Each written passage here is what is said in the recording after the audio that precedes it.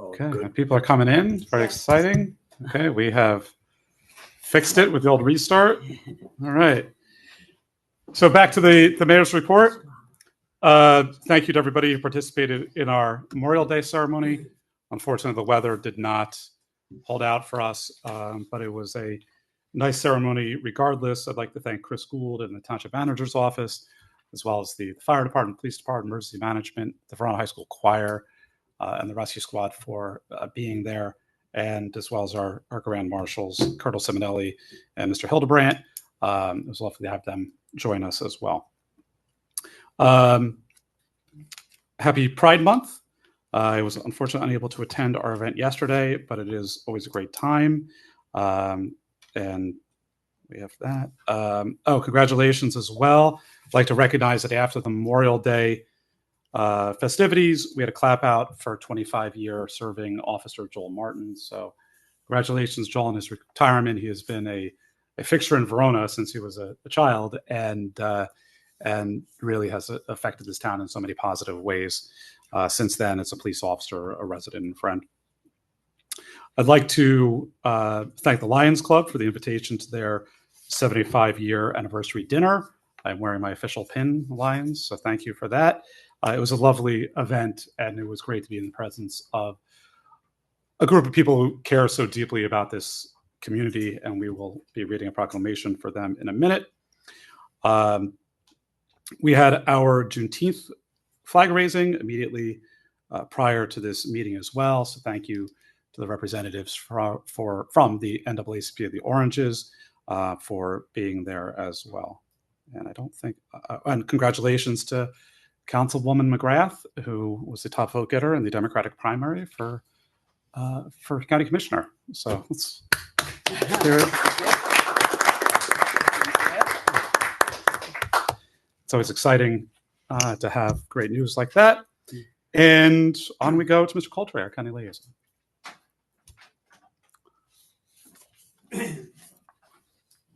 Good evening, Mayor and Council. Congratulations, Councilwoman, right now, soon to be commissioners, most likely, or hopefully. We're moving into the summer season. And the first thing on my list is Forever Young, which I will be, but they will be at the Verona Park on Wednesday, June 17th. And it says that there's a conflict. It says all performances begin at 7:30. My notice says 7 o'clock, so pick one. We're moving into fireworks season, and our first one will be Wednesday, June 24th at Weequahic Park, then Friday, June 26th at Branchbrook Park, and then our grand finale goes Wednesday, July 1st at Brookdale Park. Brookdale is very, very exciting. I'm a big fireworks person, so you will enjoy that event, all of our events, but there are many festivals and gospel singers, and the first one really kicks off at Yantacoa Park on the 16th. It's Walker as Elvis and an array, and you should have received the postcard in the mail. If not, it will be coming, and I will forward, and the clerk received a notification today in the mail, so she will then post it on your website.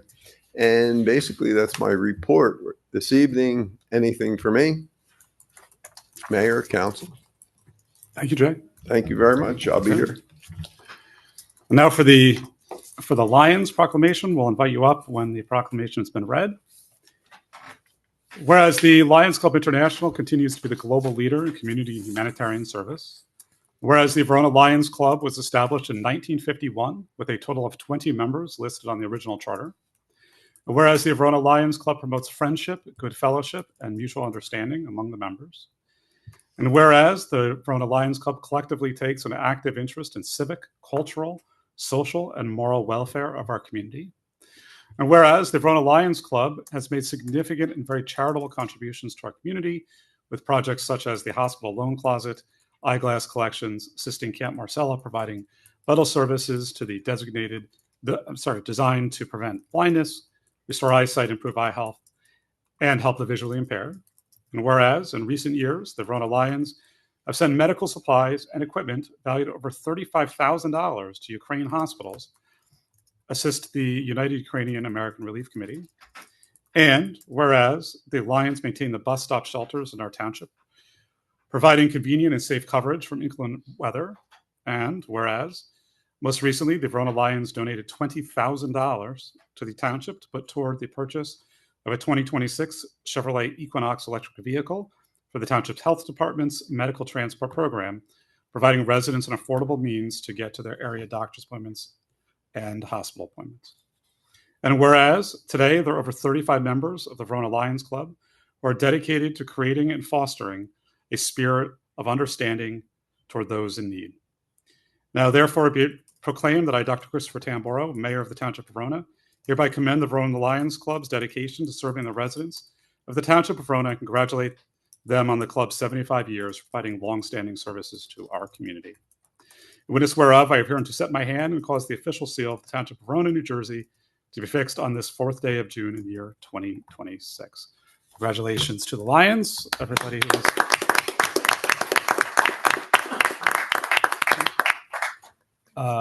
We did present the Lions with an official proclamation at their event, so I'm going to present them with an empty folder tonight because they have the official one. Because this is this was, I think, the first draft here, so that you have the final one. It's all good. There were a couple of versions that went back and forth, so I think I got the wrong one in here. All right, come on down for a photograph.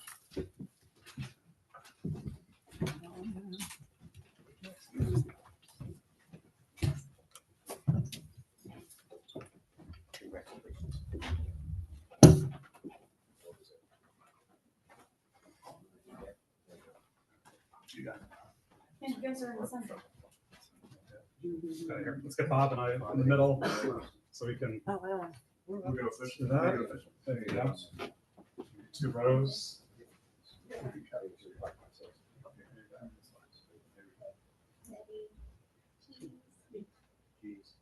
75. And Bob, do you want to hand me that check? There we go.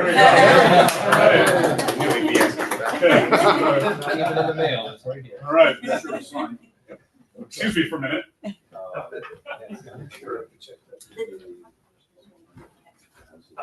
I'm sorry. No, that's all right. They have to I made the they have to change reel on it the anyway. Yeah, that's It's somewhere.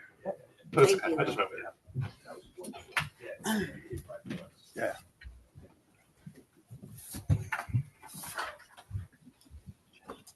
Oh, here.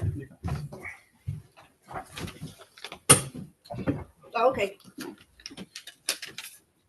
What was inside the folder was correct. What was outside the folder. There you go.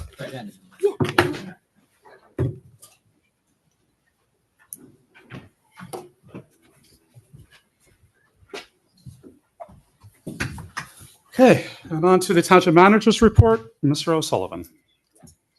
Thank you, Mayor. Considering the length of the agenda, I'll try to hit the highlights on my report. On tonight's agenda, you'll see we are closing out the Peckman River Bank Stabilization Project.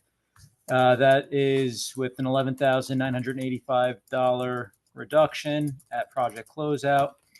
For Linden Avenue resurfacing, the final tree planting list is being coordinated, and tree plantings are scheduled for June.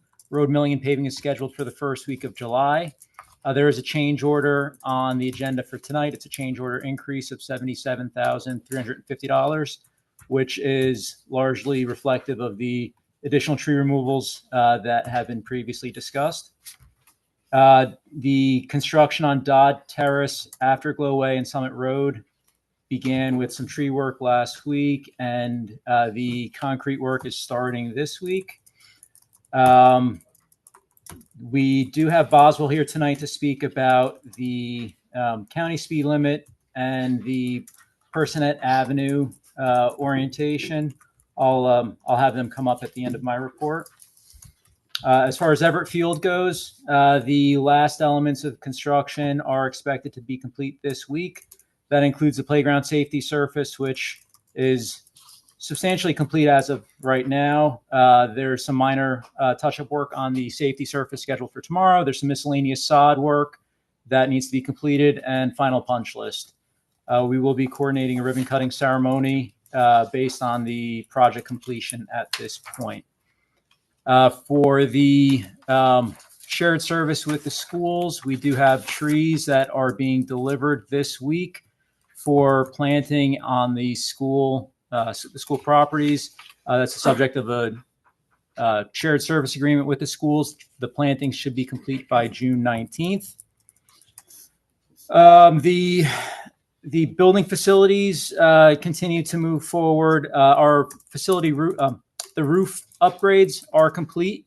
There's a change order reduction on the agenda for tonight and a contract closeout. It's a reduction of $103,774.09. The facility audit for all of the municipal facilities is complete. We will be scheduling Solutions Architecture to come to an upcoming meeting to present a report on the same. And we are currently out to bid for the community center ADA upgrades. We will be receiving bids on June 17th. Similarly, we are out to bid for the emergency services building, for the subject matter expert to assist with the concept plans for the emergency services building. We will be receiving the RFPs for that subject matter expert on June 26th. And then the last item I will report on is regarding the Green Acres project. We received an announcement. It's not in my report, but we received an announcement earlier today that the township is being awarded $900,000 in the calendar year for the Green Acres reimbursement for Commerce Park. That will be formalized when the grant letters are received, but we did receive an announcement from Green Acres earlier today on the list of announced awards for the calendar year. Circling back to one of the, I guess maybe I'll pause unless if there's any questions for the council. Councilwoman McGrath. Yes, thank you. So I just came from the Shade Tree Commission meeting, and they do have some concerns about Everett Field, and in particular the sloped area on how it was designed and with the terrace and mulch. So I believe that you have all of their feedback. I just wanted to confirm that you do have that feedback from them. I did receive, I've walked Everett with a couple members of Shade Tree at different points. And I did receive some feedback. Some of it was on the orientation of the mulch, which has been addressed. Some of it was on some of the steeper slopes, which are going to be an area that we will be monitoring and potentially making some modifications to maintain a stable slope in the steepest areas, most notably behind the snack bar area, kind of on the first base side. There's a steeper slope that we'll be mindful of and determine if we need to undertake additional stabilization measures. Yes, I think they have the long-term needs of the township in mind in terms of maintenance and, that material sliding off the slopes and ending up in drainage and places where it shouldn't be. And obviously these projects are really dynamic. And, not everything is necessarily to plan, especially when you're talking about trees. But I think it's important that wherever things were finally placed, that if any adjustments need to be made, that they're made before this project is closed out. Like maybe some trees were planted in places or certain species a little too close to one another. So I believe they detailed all of that, but I just wanted to get that on the record. Okay. So thank you. Any other questions for Mr. O'Sullivan? Okay. I'll move into the reports from Boswell. We do have two representatives from Boswell tonight to speak on two different items. The one item is the Personette Avenue orientation. The county is proceeding with the construction of that traffic signal. They are expected to be complete with the traffic signal. Based on the last update we received, they should be complete this summer. At this time, it would be appropriate for the council to consider the ordinance which would amend the one-way designation on the portion of Personette Avenue into a two-way designation. Boswell summarized a report, and they can speak to that more specifically or answer questions from the council. Welcome.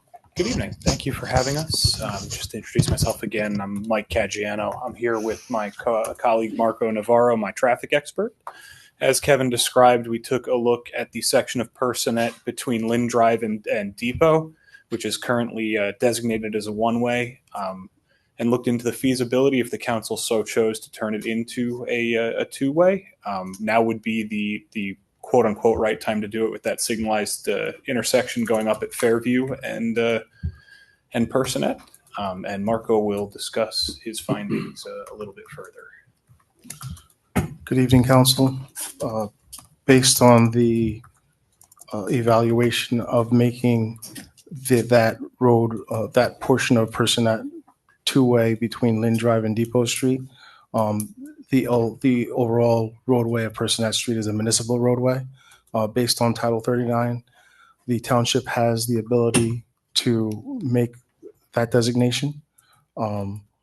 In so doing, that would require obviously some changes to be made at the intersection with Lynn Drive, with striping, signing, things of that nature, in order to make that requirement happen. There did not seem to be any adverse impacts related to that. So again, if council so chose, that would be a possibility for you to take into consideration.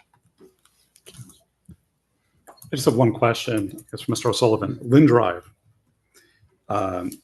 Is that a municipal? So that was the tail end of the discussion I did want to bring up as well. Lynn Drive is a municipal road. The overnight on-street parking has not been enforced to the extent it is on other streets. So as there's a consideration to amend Personet Avenue to a two-way street, now would be an appropriate time to both educate and publicize the fact that on-street overnight parking is an enforceable measure on Lynn Drive, try to get word out to the community, and then provide enforcement after a time that there is enough communication. Or let people apply for permits. Or let people apply for permits, correct. That would need a lot of communication. It does. And there's two different condominium or apartment complexes there, the Runnymede Gardens and the, I forgot what the other one's called at the end. Going to the end. Yeah, the 300. But we need to make sure we talk to both groups. Any other questions? Councilwoman McGrath. So I do have a question. So do you recommend any new signage at the intersection of Personet and Lynn Drive? Then what is there? So you're in theory recommending removing the barrier to allow two-way. Could you go a little bit further on, where the stop sign's located, and should we put in additional stop signs? The stop line, well, because it's one way westbound, the stop sign on the southern side or on your left basically would have to be removed in order to allow for that southbound left turn to be used as a receiving lane. The striping for the stop bar would have to be redone basically to take up half the roadway as opposed to the full cartway width that it is now. The crosswalk can be refreshed because obviously pedestrians would be crossing there anyway. A double center line, at the very least for 50 feet, should be implemented as well. And we still would recommend on the southern side, or which would basically be the new receiving lane, or at least existing now, going out the leftward portion, if you will, excuse me, to keep those signs or to refresh those signs for no parking on street anytime. Those are the vast majority of, and then I believe it's on the opposite face of the stop signs, the do not enter, those would have to be removed. As well as I believe the one-way sign would have to be taken out because it's no longer one way. Any other questions? Councilman Rowe? Deputy Mayor. Deputy Mayor? Thank you. I know it had to be about 4 years ago, we changed parking and had no parking on the eastern side of Lynn Drive. So when you come on the top of that hill, there's no parking. So your line of sight is clear going that way. Was there any consideration for a three-way stop sign at the top there? How it was presented to me, the answer was no, based on how it was presented. That could be a possibility, but we'd have to further look into that And do another study. and You'd have to do do another study or an addendum or something like that. That's it. Thank you. Councilman? So Personet, if we make this two-way, Personet is a relatively steeply sloped street up at the top there. It's been historically one way going up the hill. The only concern I would have is people just having a natural tendency to sort of pick up speed going down the hill, especially this being a new traffic movement. Obviously, you've studied it and it meets all the regulations. Just any concerns in general about that factor or how we might mitigate that tendency. If related to that, you are within your ability to provide additional speed limit signing in there to make it more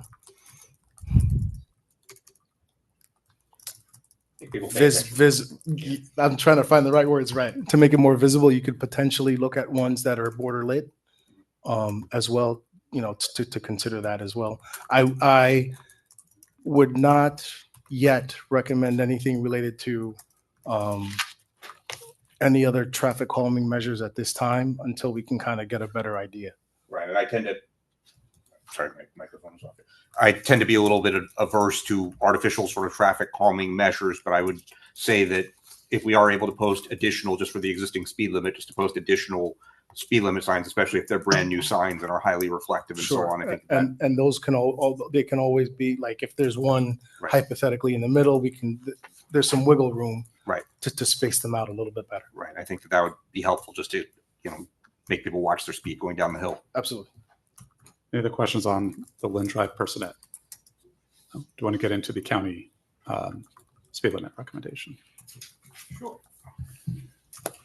So, at the request of the township, we studied the 5 county roads that cross through Verona for the feasibility of potentially setting a universal speed limit of 25 miles per hour that Marco dug pretty thoroughly into. We had sent a draft report to the county engineer's office just to get feedback. Ultimately it's their roads, and we'd hate to see any kind of dispute there or bad blood if we propose something they're diametrically opposed to. But our conversations so far have been fruitful. We don't have any definitive yes or no from them, and they may require more from us in the future in regarding potential speed studies or any other thing they'd want us to look into before they would buy in. But Marco can speak to the specific findings of his studies. Mike pretty much summarized it quite well. No, you're quite fine. Overall, based on the state statutes and Title 39, the initial means of looking to reduce speeds on roadways within the state of New Jersey tend to be looking at the municipal land use for the areas, as well as the type of speed reduction, being that the consideration was for an area-wide 25-mile-an-hour speed limit, and the fact that the roadways in question are within residential and sort of suburban business district areas, they meet those requirements. That was what was stated in the report.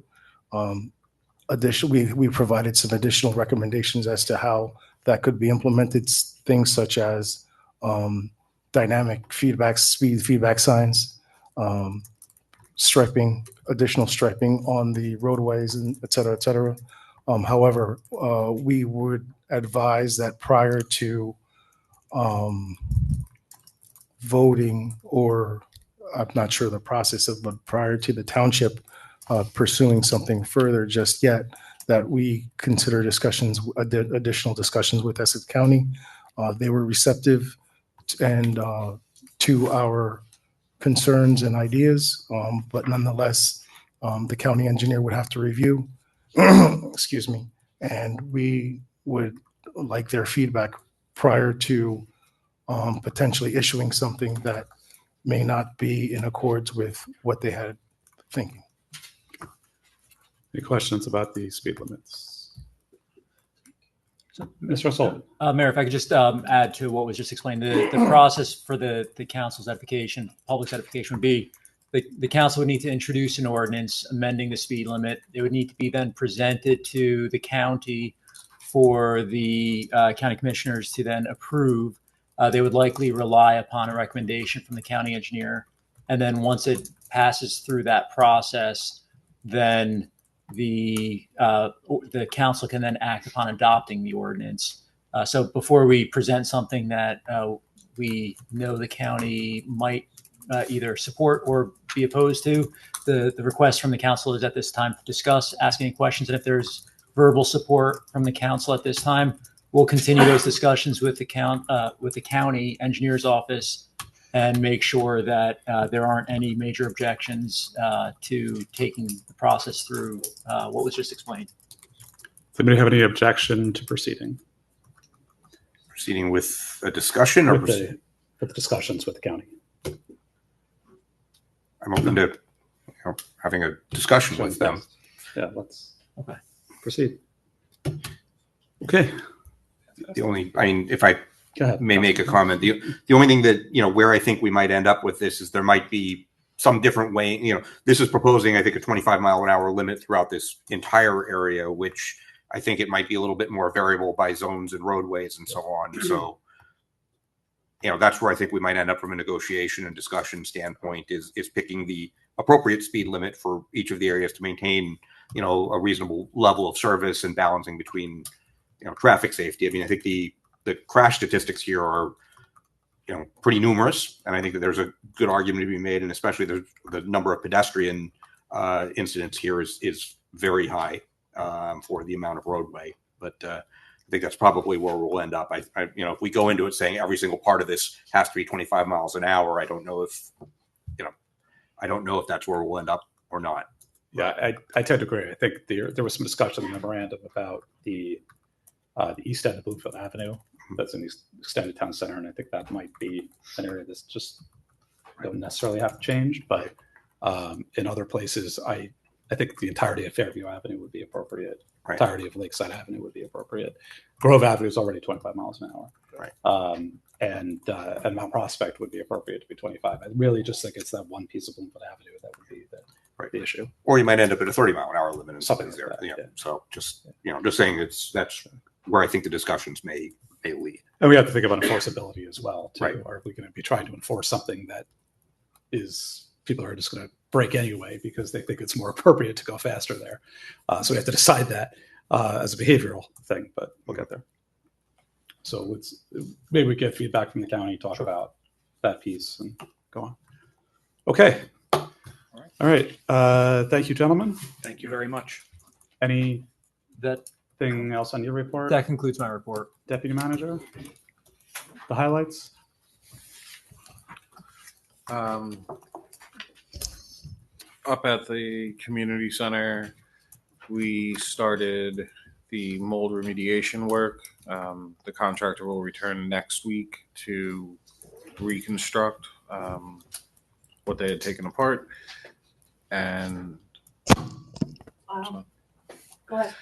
And also tomorrow, Sustainable Verona is hosting a community solar information session. Those interested in attending, the sessions are at 1 p.m. and 6 p.m. Today, sewage plant superintendent job posting closed. We are scheduling interviews for June 16th. Specifically, we are looking for individuals who hold an S3 and C3 license, and we received multiple applications from qualified individuals. On the insurance front, there is a resolution on tonight's agenda to award a contract to Harmony RX, which would be changing our prescription benefit plan from Benecard Fairview Insurance, the township's insurance broker, has assured administration that the plan is equal to or better. And Harmony has engaged in answering numerous questions from both administration, PBA, and OPEIU. All staff have been sent a de-escalation PowerPoint. This followed harassment training. There was also an incident at the community center where an individual was loitering and refused to leave and became confrontational. Staff have been reminded that individuals are not permitted to simply loiter in township buildings. They must have an official purpose for being there, attending an event, a meeting. You cannot just hang out in the bathroom or the ballroom, especially as the building is closing. The Shade Tree Commission received comments from, or an updated community forestry management plan from Gracie and Harrigan, and we'll be resubmitting that to the state for their approval. The police department recruits are scheduled to graduate this Wednesday, June 10th. And then on the pool front, I did not have the weekly membership numbers. However, Director Prisco texted me from a plane that the current membership totals are 680 family memberships. That does not include 121 non-resident memberships. There are 4 outstanding who have expressed interest, and 1,290 total memberships have been purchased this year. On the revenue front for the pool, membership revenue is $735,000, which exceeds the anticipated $694,000, and miscellaneous revenue, which includes numerous items, including the $53,000 in sponsorships, is currently at $148,000, where the anticipated amount was $191,000. That concludes my report. If there are any questions. Any questions for Mr. Kraus? Thank you, Mr. Kraus. Moving on to council member reports. We have the deputy mayor. Thank you, Mr. Mayor. A couple of weeks ago, Parks and Rec Committee had 2 representatives from 2 turf companies give a presentation on replacement of turf. Pivot was one of the turfs, and Field Turf was the other company. I think the meeting was recorded, so you can go and look at those presentations. Very educational. And on the 16th, they will have the chair of the Sustainable Verona and the chair of the Verona Environmental Commission present on natural grass. You're welcome to attend. Those meetings start at 7 o'clock. On the 21st, the Chamber of Commerce had a lunch and learn. It was an education on what you need to know if you're a business moving into Verona as far as zoning and as far as architecture goes. And we had Christy DiBartolo for Mindful Architecture. And I thank Kathleen Misch, our zoning officer, for giving the presentations on that day. It was very well attended and some very good questions came out of it.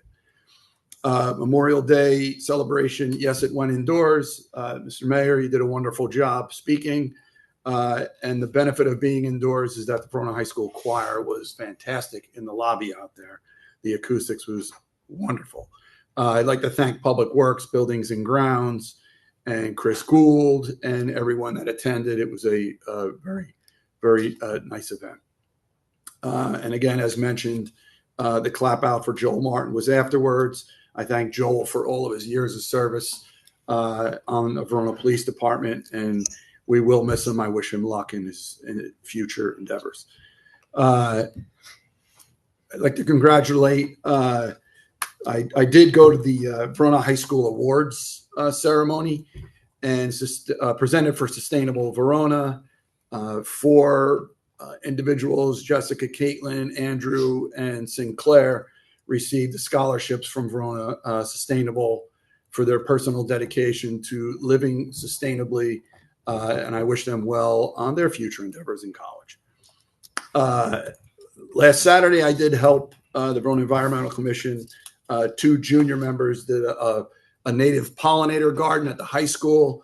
It was, let's say, an exhausting day, but the outcome, you can hit Verona Environmental Commission's Instagram to see the progression of the garden up there.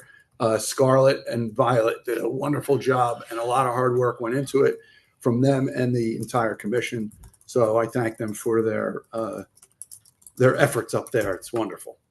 The community solar for sustainable was mentioned by the deputy manager. It's at 1 p.m. and 6 p.m. And if you go, they are serving pizza, so you get some free pizza there. Congratulations to the Lions Club, and I appreciate the invitation for the dinner last Thursday. It's a wonderful evening. I thank you for all you do. I got a correction from one of your representatives that their total amount was $130,000 worth of equipment that went to Ukraine. Wow. The 35 was one truckload. So they kept going, and there were 5 events from their hospital loan closet. So you're helping a lot of people, not only in Verona, but around the world. So thank you for all your time and effort you guys put into helping this town. For those of you with a small business or any business in Verona, the Chamber of Commerce is having a networking event at Nomada tomorrow night at 5:30 to 7:30. All business owners are welcome. It's a networking and a meet and greet event, and we look forward to seeing the last meet and greet event, we had over 20 people. So it was, they're picking up. I'd like to thank everybody tonight for attending the Juneteenth ceremony and all those representatives from the NAACP Oranges and Maplewood branch, the oldest one in New Jersey. And that is all I have for tonight. Thank you, Deputy Mayor. Thank you, Mr. Mayor. Councilman Roman. Thank you. Just a few items. I was able to attend Verona's Pride ceremony this weekend. Just wanted to say thank you to MEAC for all their work in putting this together, as well as the Township administration. Appreciate the participation of Congresswoman LaMonica McIver, representatives from the Essex County LGBTQ plus Affairs Office, and an excellent job speaking at the event by Councilwoman Holland. So thank you to all involved for that. The Environmental Commission will be meeting this Wednesday evening. They are going to issue us comments on the Bloomfield Avenue streetscape, and also are in discussions about the benefits of natural grass potentially over artificial turf. So they are very heavily involved in a lot of projects that we are looking at here in the municipality, and will issue us recommendations and opinion on a lot of what we have upcoming. So I appreciate their work. And, that's all I have for this evening. Thank you. Councilwoman McGrath. Thank you. I just want to thank all the voters in Verona and across Essex County who voted for me in last Tuesday's primary for Essex County Commissioner at Large. I was, as previously mentioned, I was really honored to be the top Democratic vote getter in that election. I want to thank all the Verona residents and others who helped me with that successful election. And I want to thank everyone for their notes and warm messages of support before the election and in the last few days. And the next step in the process is that I will appear on the ballot in the November 3rd general election. In between campaigning, I attended several township events. I did go to the county's Memorial Day event hosted by the county executive, which I've gone for the last few years. It was a really wonderful event on a beautiful day in Veterans Park, which if you've never been there, it's part of when you go for jury duty. It's on the other side of the building, and it's a really great place to reflect all those that gave their lives for ultimate service to our country. I saw Congresswoman McIver in Verona at Woo Smash. She was there honoring the owner of Woo Smash for AAPI month as a business owner from the AAPI community. He was incredibly gracious, him and his staff, and we got a little sampling of the food. So if you've never been to Woo Smash, you should. It was just profiled in USA Today as one of the top burger restaurants, in the entire country. So it was great that it tied in with their recognition, and I thank the Congresswoman for everything that she does in recognizing our small businesses. And then finally, I represented Verona at the Valerie Fund Run and Walk, which was on Saturday in Verona Park. This event raises $1 million for children with childhood cancer. It's incredibly important that this event still remains in Verona Park. It brings hundreds of thousands of people to the area.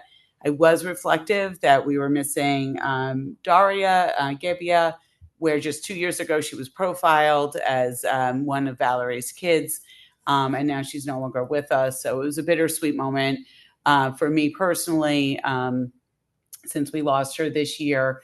However, when they profiled and had all of the Valerie Fund kids go up on that platform that's in the middle of Verona Park, there were several kids who were actually in their 30s.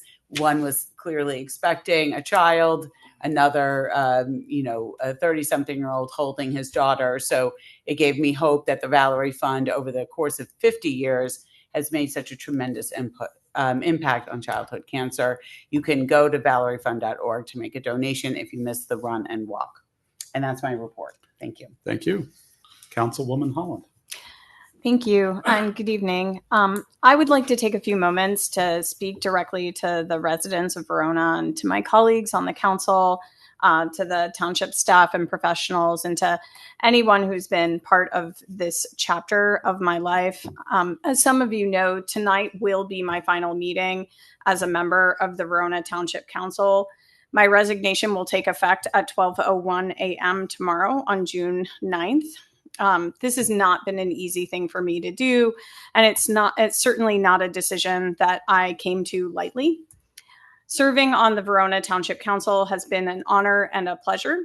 I ran for this office because I believed then, as I still believe now, that local government really matters deeply. It touches people's lives in ways that are immediate, practical, and very personal. It affects the water that comes from our taps, our responses to storms, the roads that we drive on, the fields our children play on, and the culture of the community we choose to build together. I've always believed that public service is not about egos or fancy titles, and it's not about who speaks the loudest. It is truly about service, and it's about doing the work and asking the hard questions and listening carefully and making decisions with integrity and trying to leave the community stronger than you found it. And that is what I have tried to do every day that I've had the privilege of serving the Township of Verona. The reason that I'm stepping down now is because of significant changes in my professional and my personal life. I have recently received a promotion at work to an executive officer position, and that comes with significantly new responsibilities as well as demands on my time. This promotion is something that I have worked my entire career for, and I'm very, very excited about this opportunity. At the same time, my family needs more of me than I could have anticipated even 6 months ago. Anyone who has had to balance career and family and public service knows that each of these roles can require your full heart and your full attention. And I can do a lot, and I really do. I can do a lot, but I cannot do everything. And unfortunately, I can no longer give this position the time and focus that the residents of Verona deserve. And Verona deserves nothing less than somebody who can give this role the attention it requires. I did not want to no-show meetings. That's not who I am. So while this decision is difficult, I know it is the responsible one that is the best for my family and for my career and for Verona. As I look back at my time on the council, I'm proud of the progress that we made together. First, I am proud of the work that we did on Verona's aging infrastructure, which is not always the most glamorous issue. It does not always get the biggest headlines, but it is one of the most important responsibilities of local government. When water systems, utility systems, and public assets are ignored for too long, the cost eventually comes due for residents. During my time on the council, Verona developed its first asset management plan, which we're going to be renewing soon, which is very exciting. We literally cleaned up our act by improving our drinking water infrastructure, and we did so in a way that made smart financial sense because we secured funding through the State Infrastructure Bank for the first time in the township history. Second, I'm really proud of the work that we did on flood resilience and stormwater management. Flooding is not an abstract issue in Verona. It affects real families, real homes, real basements, real streets, and real neighborhoods. As storms become more intense and weather patterns become less predictable, communities like ours cannot afford to treat flooding as an occasional inconvenience. We have shifted the narrative in town to being proactive instead of reactive, which means a lot to residents, especially those who have felt the impact of flooding in their neighborhoods. Third, I'm very proud of the work that we did to make Verona a more inclusive and accessible community, work that we are still doing. In particular, the Pride ceremony yesterday was really great. So if you didn't have an opportunity to attend, please do in future years. A strong community is not only measured by roads and budgets and infrastructure, it's also measured by whether people feel welcome and respected and fully able to be seen in community life. I was proud to help co-lead the creation of Verona's Multicultural Inclusion and Accessibility Advisory Committee. I'm exceedingly grateful to that committee for their engagement, and I encourage them to keep going. I'm also proud that Verona delivered its first ADA inclusive playground, including adult exercise equipment during my time on council. And that project reflects something very, very important. Public spaces should be built with the whole community in mind. Children of different abilities should be able to play. Families should be able to gather. Adults should be able to use and enjoy public spaces too. Accessibility should never be treated as an afterthought. It should be part of how we defined good public service. And relatedly, I'm very proud of the progress that we made on on several other longstanding community needs, including Everett Field. For years, residents have talked about the need to improve public recreation spaces and invest in facilities that serve our children, families, athletes, and our community organizations. Everett Field has been one of those long overdue priorities, and I was so happy to break ground there and look forward to seeing its completion. Of course, none of these accomplishments belong to one person. Local government is, of course, a team effort, and it requires the council members and the township staff and the professionals and volunteers and the advisory boards and all of you residents and many other people that work behind the scenes. So I do want to personally thank all of my colleagues on the council.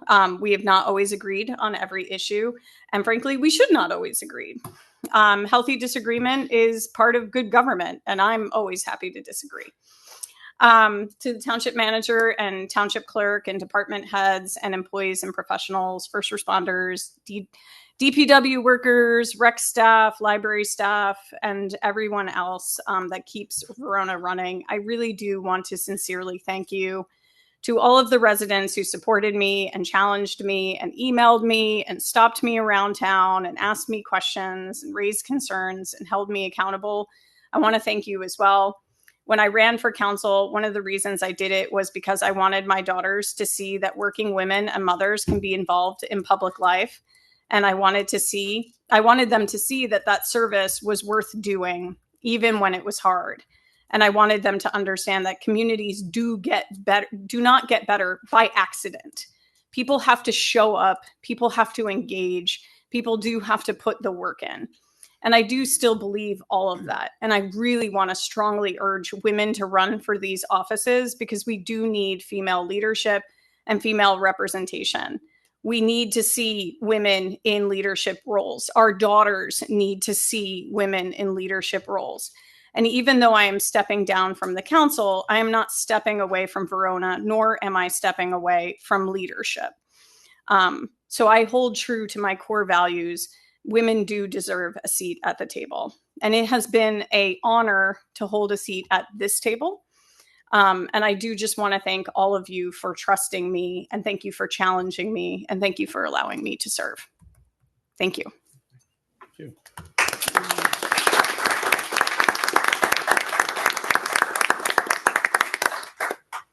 This time I'll hear a motion to change the order of business to allow a special new business session. So moved. Motion is made by the deputy mayor. Is there a second? I'll second that. Second is made by Councilman Roman. All those in favor? Aye. Aye. Opposed? No, the motion carries. Councilwoman Holland, we have a couple things for you, but So to start off, the first time I met you, we were running for office at the same time. And our first conversation was about having a positive issues-oriented campaign, which I enjoyed. And we've been working together since then. I just want to share my appreciation for the work you've done in the council. You were detailed a lot of these accomplishments, so I won't repeat them, but I appreciate your expertise throughout. It takes everybody's expertise on the council to make things work. And you had the right expertise at the right time for a lot of these projects. That was very valuable. And I appreciate your work and all the extra time and advice that you put into a lot of these things. And I have a proclamation that I would like to read, if that is.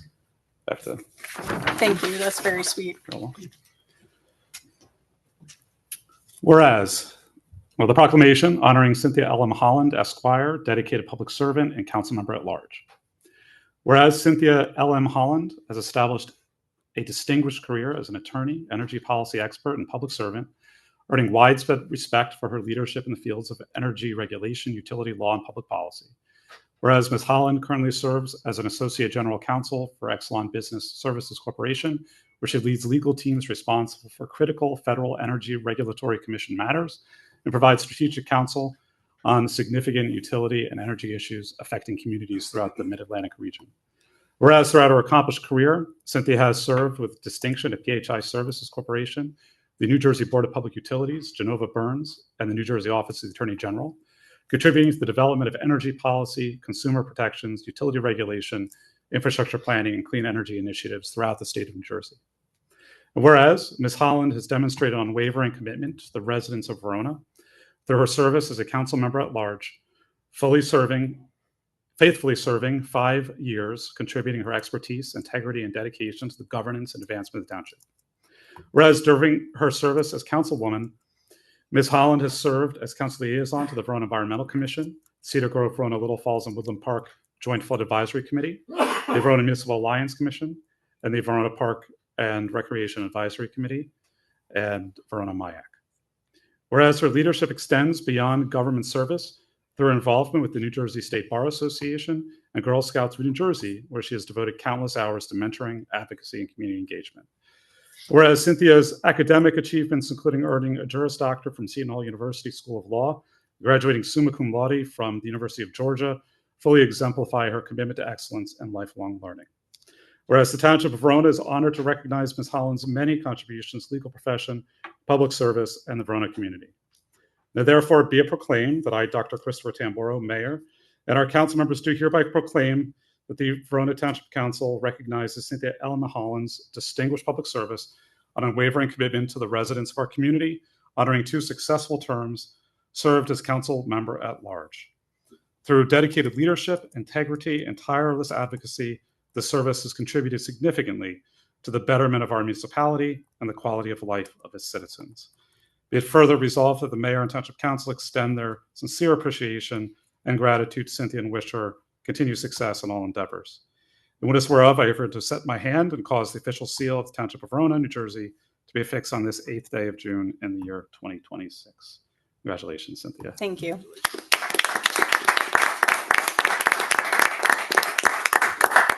And now I'd like to move Resolution 2026-121 that Councilwoman Holland does not have a copy of. Is there a second? I will second that. I will read the resolution into the record. Designating Cynthia L.M. Holland, Esquire, as Councilwoman Emerita. Whereas Cynthia L.M. Holland has faithfully served the residents of the Township of Verona as a member of the Township Council from 2021 to 2026. And whereas throughout her tenure, Councilwoman Holland demonstrated exceptional dedication, leadership, integrity, and commitment to the public good. Whereas her service contributed significantly to the advancement of municipal government, community development, public engagement, and the quality of life of residents of the Township of Verona. Whereas Councilwoman Holland has earned the respect and appreciation of fellow elected officials, municipal staff, community organizations, and residents through tireless efforts and distinguished record of public service. Whereas it is fitting and proper that the Township of Verona recognize her lasting contributions and preserve her legacy of service. Now therefore be it resolved by the Township Council of the Township of Verona and the County of Essex, New Jersey, that the Township Council of the Township of Verona hereby confers upon Cynthia Ella Holland, Esquire, the honorary title of Councilwoman Emerita in recognition of her distinguished and exemplary service to our town and its residents. The title of Councilwoman Emerita shall serve as a lasting acknowledgement of her contributions to municipal governance and the betterment of the community.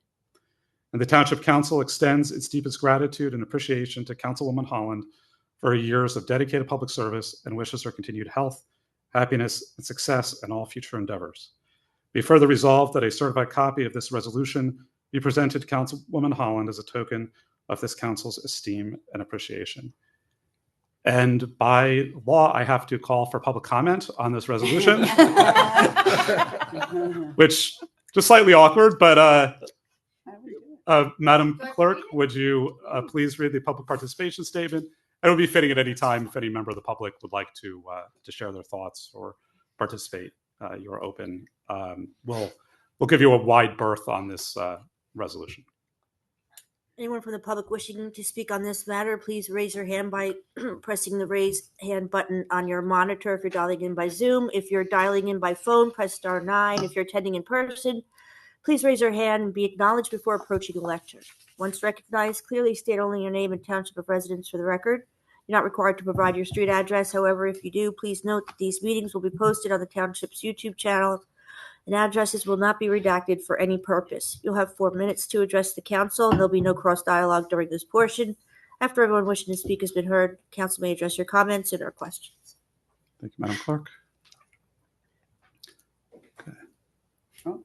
Sure. Come up to the mic. Mayor Emeritus Ryan. Excuse me.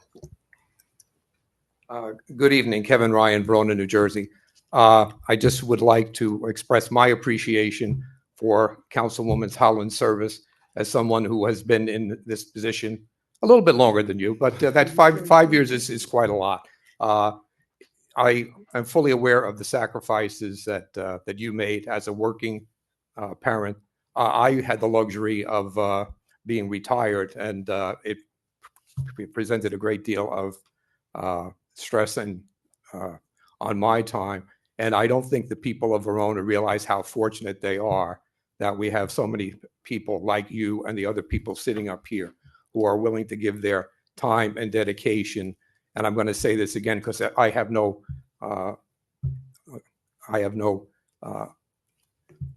to profit from this. You're getting the best bargain in the world. These people, 5 of them, $15,000 total. Okay. And not only that, but the people who serve on the commissions, the planning board, the shade tree commissions, do this for absolutely nothing. So for the rest of the citizens out there, just try to keep that in the back of your head when you have a little bit of a complaint or you're a little bit of annoyed with maybe how someone has presented their case to you, that they're doing this solely due to their commitment to make Verona a better place. And Councilwoman Holland, I want to thank you personally for your dedication to the town. Thank you. Thank you, Mr. Ryan.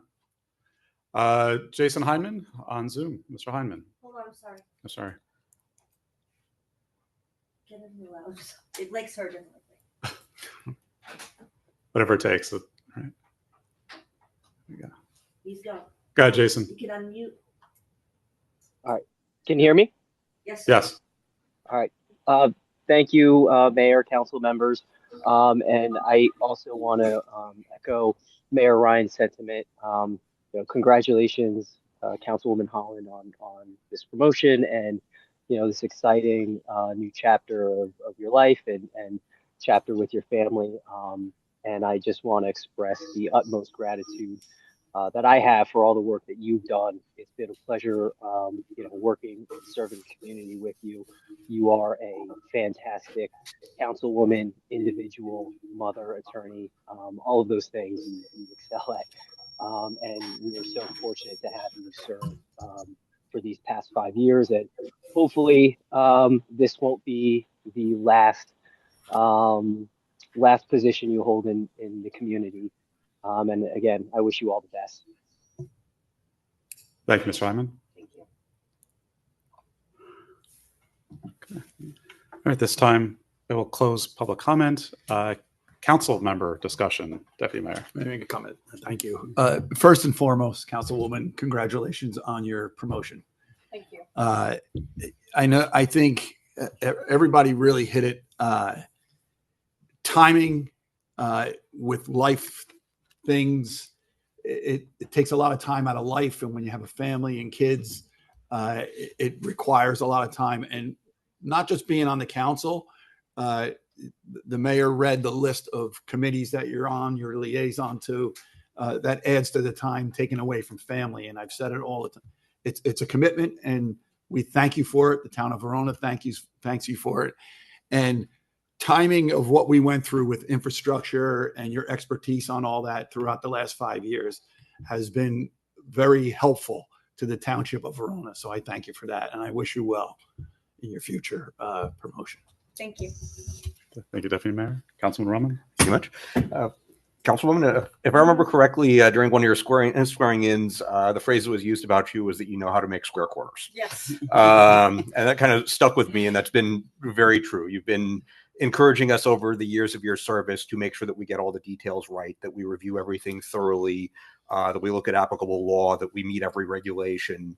And you've been right. We need to. And I appreciate all of your efforts and your expertise and knowledge in pushing us towards this goal. And it's had real practical effects on making sure that we are prepared for the future in the long term. This town has been here a very long time, but that also means that it needs a lot in terms of infrastructure management and renewal. So I appreciate everything that you've done to encourage us to go down this road.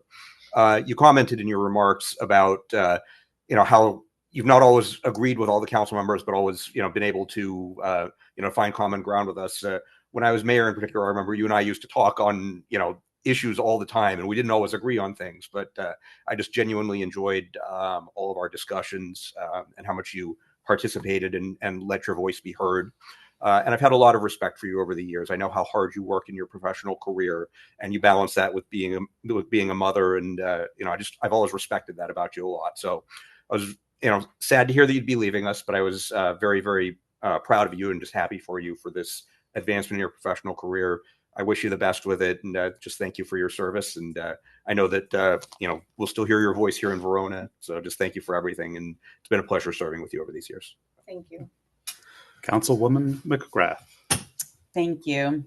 So I wrote some things down, but actually, what's not on this is that Councilwoman Holland and I, we were friends before all of this serving together. In fact, with Gun Violence Awareness Day being last weekend, I was looking back on old photos that Mayor Ryan was in as well. And we did a lot of work with Moms Demand Action together. And you were a Be Smart Percenter, which for those of you that don't know, that's the safety program where we educate parents on how to keep their children safe from unintentional injuries with guns and firearms. And we were early advocates for that in New Jersey. And so we knew each other then, and then we ended up serving on the council together.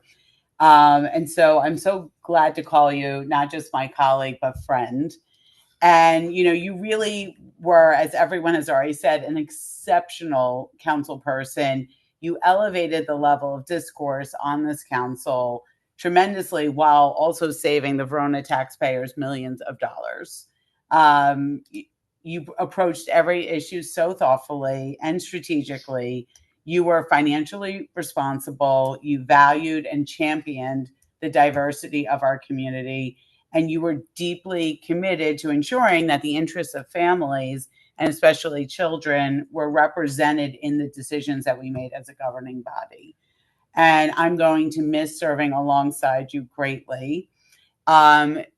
We served 5 years together, and so we are now in the record books in Verona, as with the milestone of being the longest serving consecutive pair of women to serve together. The previous record was only 2 years.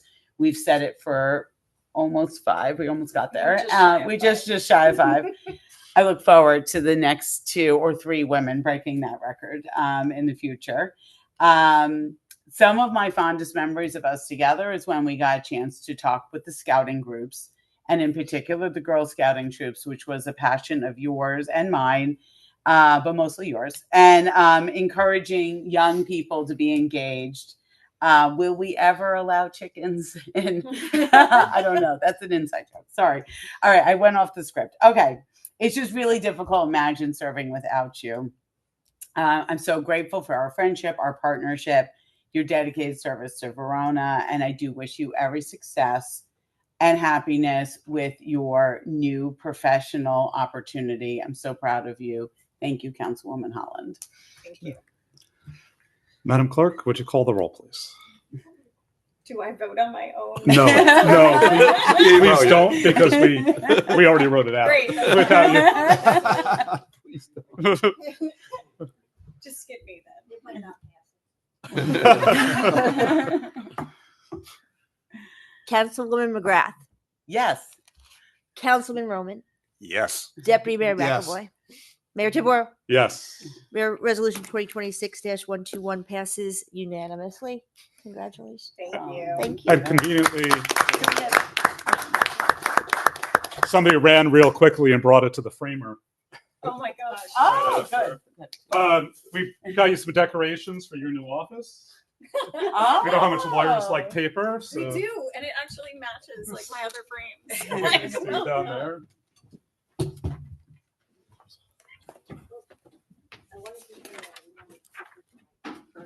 Yeah.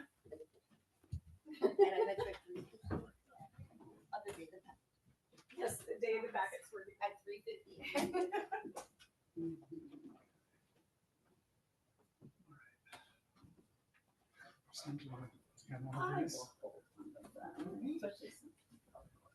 Yes, we did. It was just like it works. Wait, hold it. Oh, it's hold it. Okay. Yeah, Embarrassing. Hold your There you go. Hold your nameplate. Oh yeah. Oh, yes. I'm gonna need a couple extra arms.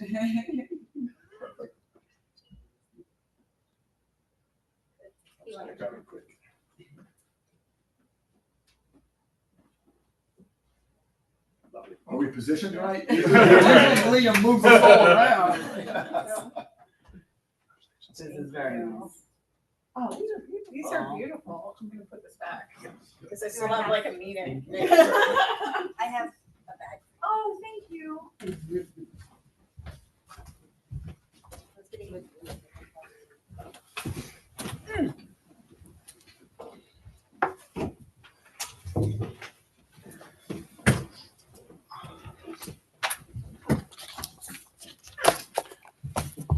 Thank you, and thank you to our town clerk, Ms. Kiernan, who worked with me on all of this stuff and is our mystery framer who takes care of all of those things. This time I'll open for public comment on any matter anybody in the public wishes to bring before the council. The same public comment statement applies.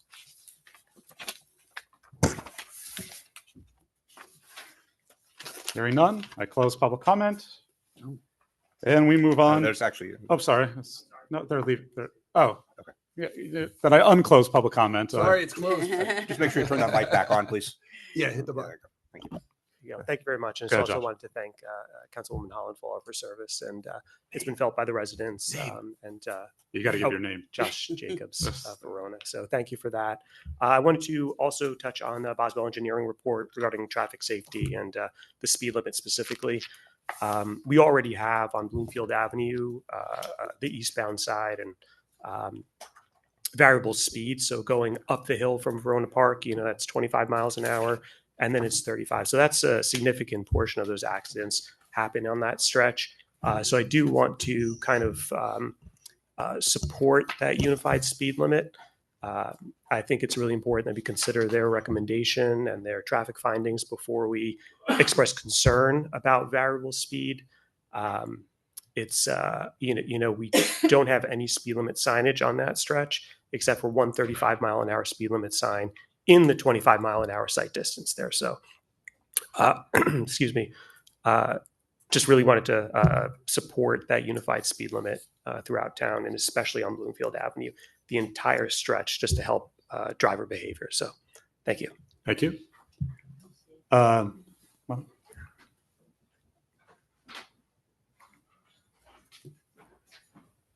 Good evening. I'm John Brazella, Person Avenue. Regarding the Boswell report and the two-way traffic, I just want to make sure the council, something I'd like to bring up with the council is there's no sidewalks from the Trombone Gate up to Lynn Drive on the north side. So as we look at whether to make it two-way traffic, please take into account the pedestrian traffic, the pedestrian flow through there. Right now, the pedestrians, including the kids walking down the hill to go to school, and the seniors especially, they walk down the street up to the Trombone Gate and they cross over where the sidewalk is and continue down. If you're going to make it two-way, we have to do something to make sure it's safe for them. Also, along with that, when we look at the traffic engineer talked about the downhill. Actually, you talked about the downhill condition there.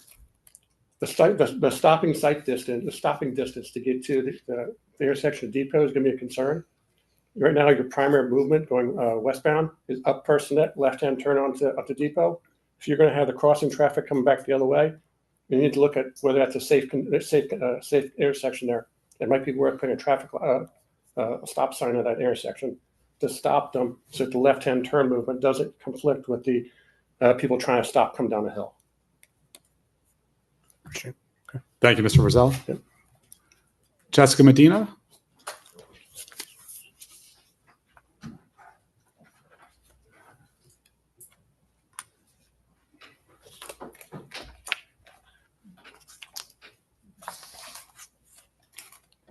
Go ahead, Jessica. Hello. I just wanted to circle back on the Everett Field update. I heard there was some Shade Tree Commission concerns. Could you just clarify what were the concerns? The reason is, the spring season is done for already for our travel teams. We're approaching the summer season. It's about 4 to 6 weeks for the summer season. It wraps up end of July.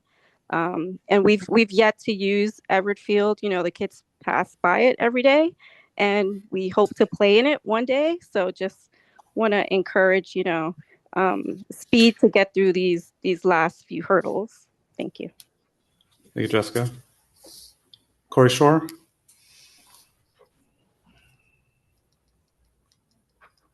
I can't find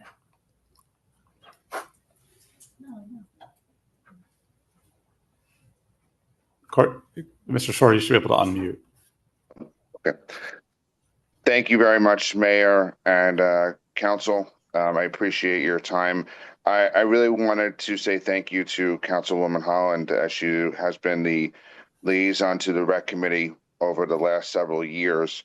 Councilwoman Holland brought me into the Rec Committee, and I really appreciate that because I spent a lot of time with her and the committee working on the pool and Rec Committee items, and she really made a huge difference within the committee and the pool and the service and the time and effort that she spent. So I would like to really much thank her for all the many years, and I wish her the best of luck in her career.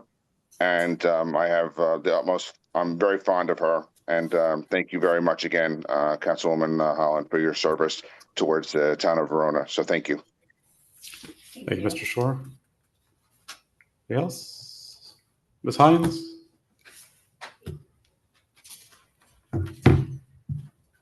Hi there, Elizabeth. Gotta hit that. Sorry, I turned it back on, but I figured out how to mute it. There you go. That's it. Hi there, Elizabeth Hines, Verona, New Jersey, and I also wanted to add my thank you and congratulations to Councilwoman Holland for all of her years of thoughtful service for us. But I also wanted to come up and just also speak in support very quickly of the 25-mile speed limit throughout town. You've heard me talk before about how important speed is, particularly with pedestrian collisions, and that even small increases in speed drastically change the outcome in a pedestrian crash. So anything we could do to slow people down even a little bit is, did we lose it? Somehow she's muted. Yeah. Oh. Okay. Is anything we can do is really important. So thank you, Liz. James Evans. So I got muted down. You can leave it on. Thank you, guys.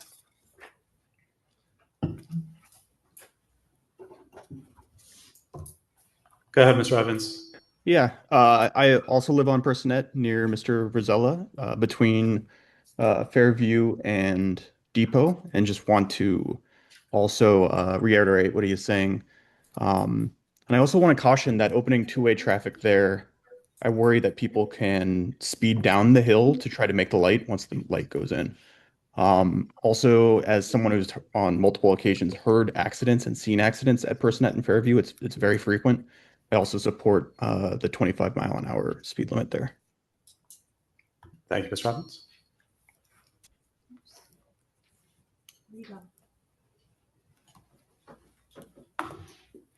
Hello, Abby Cherico, live on Sunset. I just want to also support the 25-mile-per-hour universal speed limit. Even though you had some reservations for it, I agree with what some of my fellow residents have said.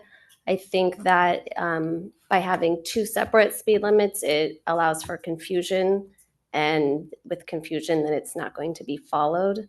If there's one, it will have a better chance of actually reducing the speed limit, which is what is needed on Bloomfield especially. Like my fellow resident said, I think with the lower speed limit, it benefits everybody, especially the pedestrians and the bikers who are also sharing the road with. Thank you. Thank you. Denise Rosella.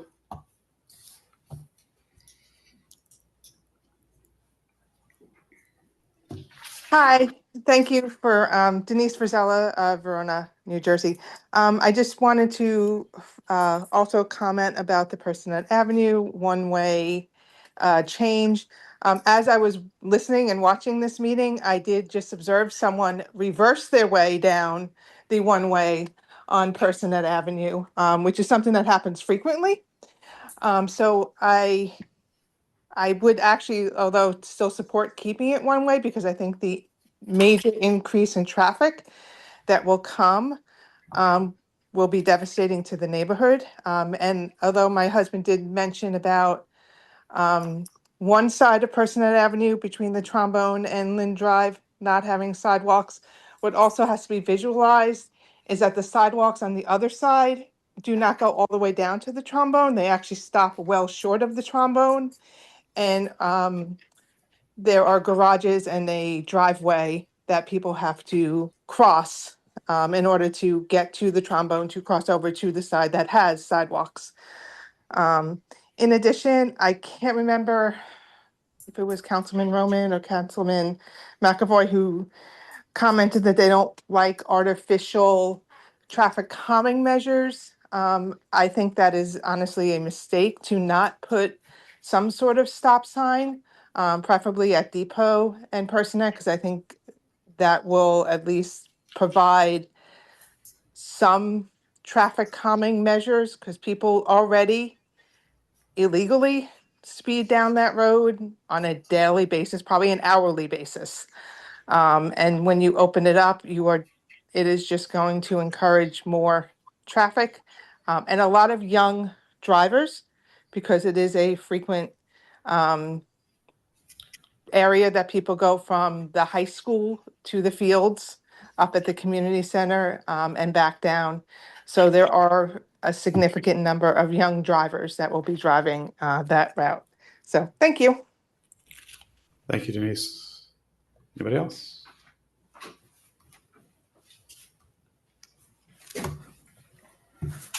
Thank you. My name is Paul Mikowitz, a resident of Verona, and I want to join my colleagues in supporting the 25 miles an hour townwide. There is a lot of hurry up and wait that takes place, and people think they're getting somewhere so fast, and then they just have to slam on the brakes and stop at a traffic light, or for any number of other things that take place in front of them. So I feel like the 25 miles an hour would be make for a much safer and more livable community. It's stressful. I often walk down. My wife has her business on Bloomfield Avenue, and I cross at the traffic light. And standing at that traffic light, cars are going by me, sometimes 35, 40 miles an hour at the busiest intersection in town, and it's crazy. So I support the speed limit. And regarding Personette, I'll just add one other element to be aware of. People who are coming out on Depot and turning right, they're not used to people coming down the hill at them because that's been one way. So that's something that needs to be addressed as well. Thank you. Thank you. Okay. This time, seeing no other public comment, so close public comment. Just to respond to a couple of things, they said the speed limit, we're kind of sending back our interest to the county, and we'll see how much of that they're amenable to, and then engage in discussions as appropriate. Ultimately, the speed limit is up to them to agree with. We can't legislate it without their assent, so we will have those conversations and provide updates as we go forward. I appreciate the comments of everybody on the Personette Lynn intersection. I have walked up there with my dog as well, and know what you're talking about, but we'll take another drive by up there. I am certainly amenable, I think, to putting a stop sign on Depot Street going north. That makes complete sense.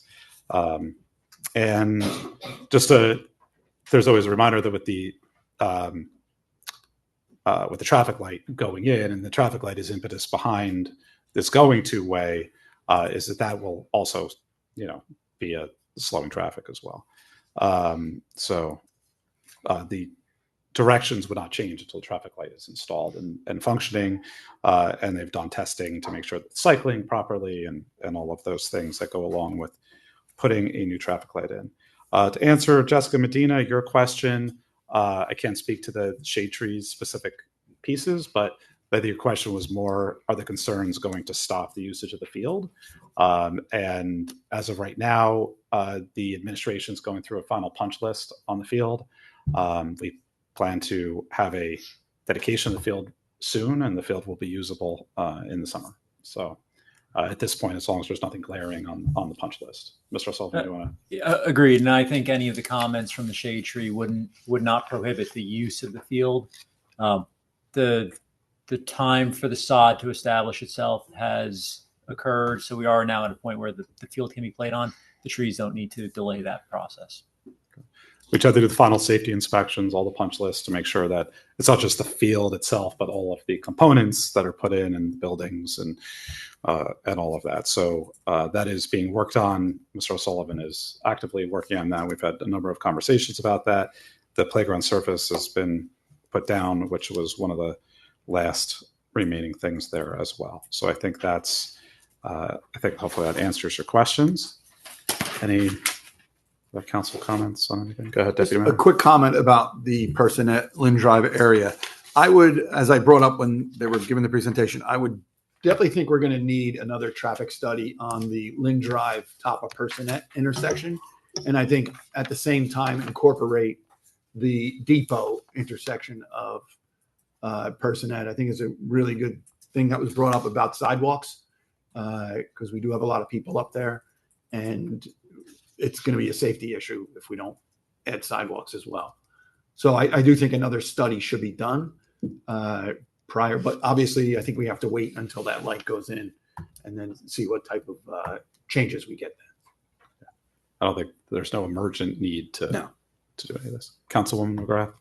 Thank you. Just two additional points. One is that on the speed limit, Montclair was successful in getting the county to agree to 25 miles in their entire township, which also then helps that flow of traffic going from Montclair into Verona on Bloomfield Avenue. So that, is one piece.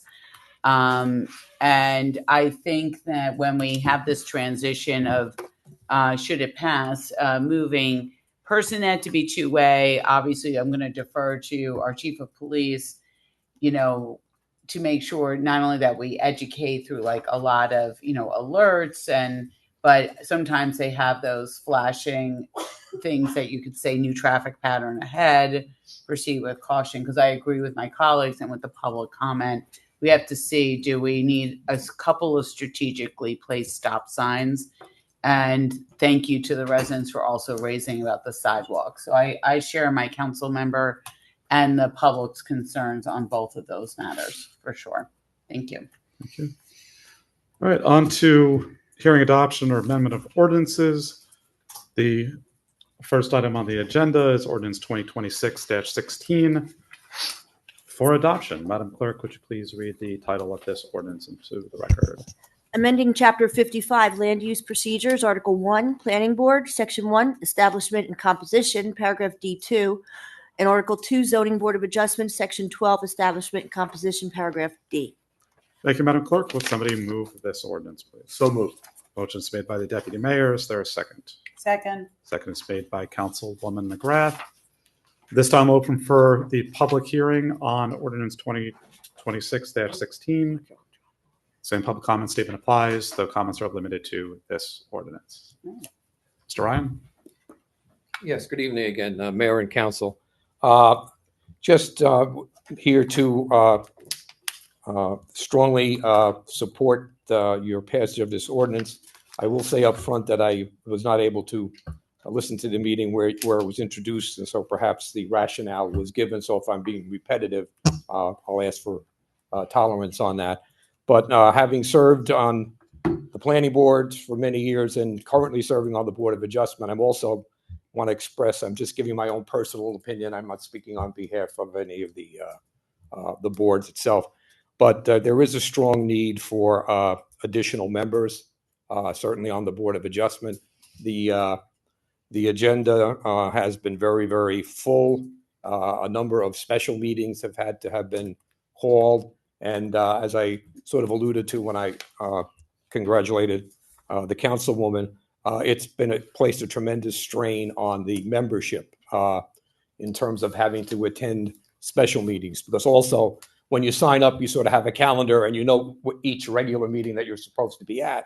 But the continuing need for these special meetings places a great strain upon individuals who've had plans, who have families, who have job responsibilities. So I would really hope that this is a well-needed ordinance. And I would also encourage anybody who's listening from the public to strongly consider, it's wonderful to make a third alternate position, but if we don't have anybody who's interested in applying for the job, it's kind of tough. And one of the things that's caused this to happen, I think, is indirectly, has been the adoption of the new master plan, and some of the, and yet our ordinances are still, many of them are still back from 2011. So this has come up on numerous occasions where our current master plan doesn't always jive with our ordinances. And I will be diplomatic and say sometimes the members of the legal community and the real estate development community have noticed some of these discrepancies. And as is their responsibility, they've pointed them out to us, and it makes it somewhat difficult for the members of the board to nail this down. So hopefully the board is giving feedback through Ms. Mersch, who's been a great addition. I want to compliment you for putting her in as a zoning official. She has added greatly to the organization of the meetings and the laying out of the agendas and providing information to the applicants. So once again, thanks for putting this up there, and I'm hoping that you're all going to vote unanimously to approve. Thank you. Any council, any other public comment? A closed public comment. Kevin, don't worry. Liz Hines already put in for that position, so we're all good. She just sent me a message.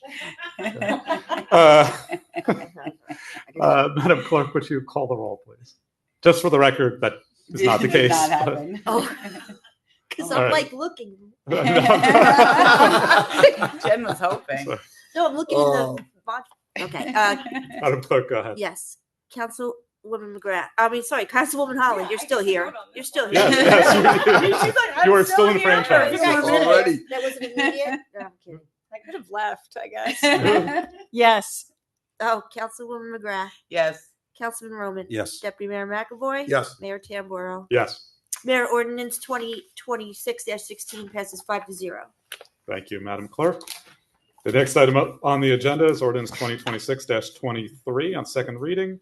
Madam Clerk, would you please read the title of this ordinance into the record? A bond ordinance providing for various capital improvements in and by the Township of Verona in the County of Essex, New Jersey, appropriating $4,173,000, therefore, and authorizing the issuance of $4,071,000 bonds or notes of the Township to finance part of the cost thereof. Thank you, Madam Clerk. Would somebody move this ordinance, please? So moved. Motion made by the Deputy Mayor. Is there a second? I'll second it. Seconds by the Councilman. This time we'll open for public comment on ordinance 2026-23 only. Same public comment statement applies. Hearing none, I close public comment. We'll just make one comment. This is, obviously there's a big number being put forth here. I appreciate the department heads putting in their requests, the township administration whittling them down, and all the council members who further whittled these requests. A lot of thought goes into not only the operating budget of the municipality, but also the capital expenses to decide what do we need to do right now? What can we wait? What is our loss that we will suffer, harm that we'll suffer if we don't do this? And so all of that goes through. It is very expensive to operate a municipality. But I do appreciate the township manager sitting down with me and helping to remove some of the items from the original draft, deciding they could wait. I appreciate that, and I thank the department heads who will bear with that for a little while. Madam Clerk, would you call the roll, please? Councilwoman Holland. Yes. Councilwoman McGrath. Yes. Councilman Roman. Yes. Deputy Mayor McAvoy. Yes. Mayor Tamboro. Yes. Mayor, 2026-23 passes 5-0, and it will be posted on the township's legal page website. Sorry about that. Thank you, Madam Clerk. The next item on the agenda is ordinance 2026-24 on second reading. Would you please read the title of this ordinance into the record? A bond ordinance providing for various improvements and purposes for the water and sewer utility in and by the Township of Verona in the County of Essex, New Jersey, appropriating $2,725,000, therefore, and authorizing the issuance of $2,588,750 bonds or notes of the Township to finance part of the cost thereof. Thank you. Would somebody move this ordinance? So moved. Motion is made by Councilwoman McGrath. Is there a second? I'll second it. Second made by Councilman Roman. This time we'll open for public comment on this ordinance only. Same public comment statement applies. Hearing none, I will close public comment. Any council discussion? Deputy Mayor. A quick question on C on this, Mr. O'Sullivan. The Franklin Street water main replacement, was that not in with the bridge replacement? Or is it totally separate because it's water utility versus? The latter. So they're separate. It's separately funded through the utility. Got it.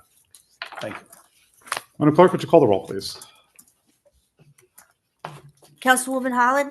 Yes. Councilwoman McGrath. Yes. Councilman Roman. Yes. Deputy Mayor McAvoy. Yes. Mayor Tamboro. Yes. Mayor, 2026-24 passes 5-0, and it will be posted on the township's legal notice website. Thank you, Madam Clerk. The next item on the agenda is ordinance labeled as I-1 for introduction. Would you please read the title of this ordinance into the record? Creating Chapter 168 of the Code of the Township entitled Burning Dangerous Material, Garbage, and Vegetation Prohibited. Thank you, Madam Clerk. I'll move this ordinance. Would somebody second it? Second. Seconds by Councilwoman Holland. Any council discussion? Hearing none, Madam Clerk, would you call the roll, please? Councilwoman Holland. Yes. Councilwoman McGrath. Yes. Councilman Roman. Yes. Deputy Mayor McAvoy. With a thank you to our attorney, yes. Mayor Tamboro. Yes. Mayor, I-1 will be number 2026-25, passes 5-0. It'll be published according to law. It'll be published on the township's website according to law, and public hearing will be held on June 22nd. Thank you. This time I will turn the chair to the Deputy Mayor, as I'll be recusing myself from the next ordinance due to my membership on the Verona Rescue School. The next ordinance moving on first reading, ordinance number I-2. Madam Clerk, can you please read the title? Providing for the acquisition of a rescue squad ambulance and equipment in by the Township of Verona in the County of Essex, New Jersey, appropriating $390,000 therefore, and authorizing the issuance of $371,000 bond or notes of the Township to finance part of the cost thereof. Would someone like to move this ordinance? So moved. Moved by Councilman Roman. Do I have a second? I will second it.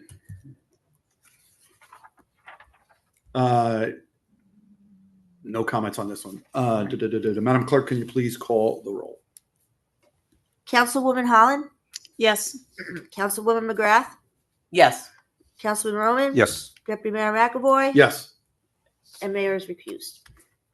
Thank you. At this time, I give the floor back to the mayor. So it passes, 4-0, one recusal. The public hearing will be held on June 22nd. Thank you. At this time, I'll pass the floor back to the mayor. Thank you, Deputy Mayor.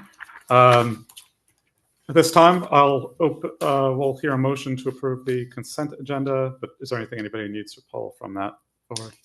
Yes, I need to pull, or I would like to pull L1, L8, and L11.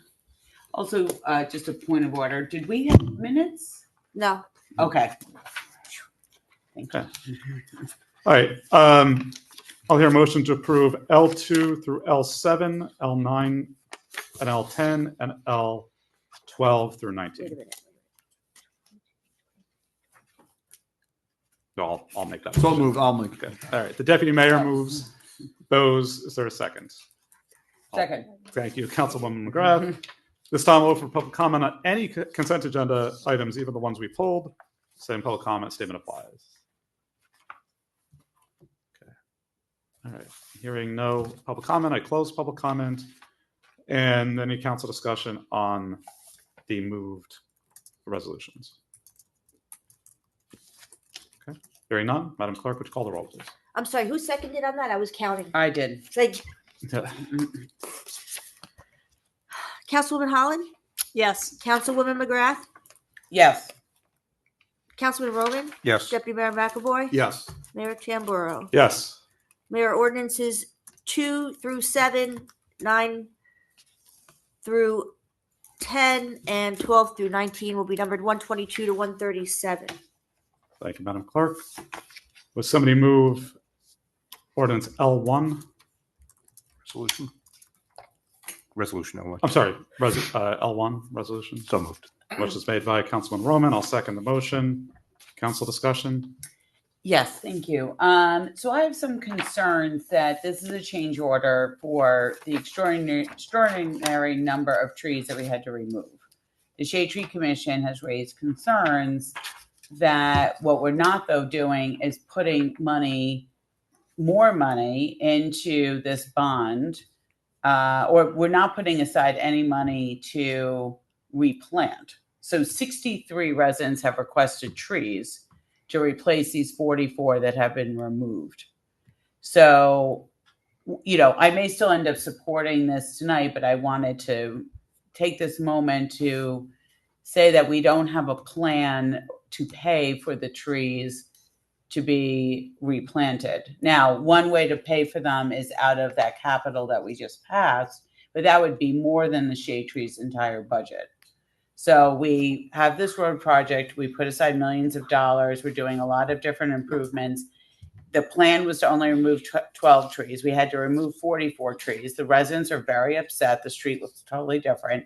They want shade trees to be replanted. They still haven't. DPW has to do that next step too.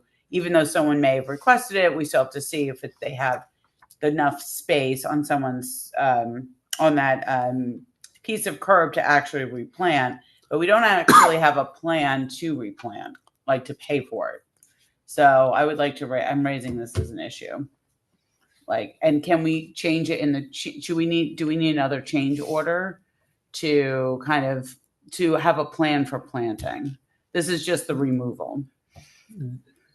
There was some discussion back and forth with the chair of the Shade Tree on this particular topic. The project as it currently stands is still an ongoing project with final as-built quantities being measured. The largest of those quantities that will be measured, the largest portion of the project is the milling and the paving, which is yet to come. There is also, so we don't know the final as-built quantities. We don't know if there are credits that are to be anticipated at that time.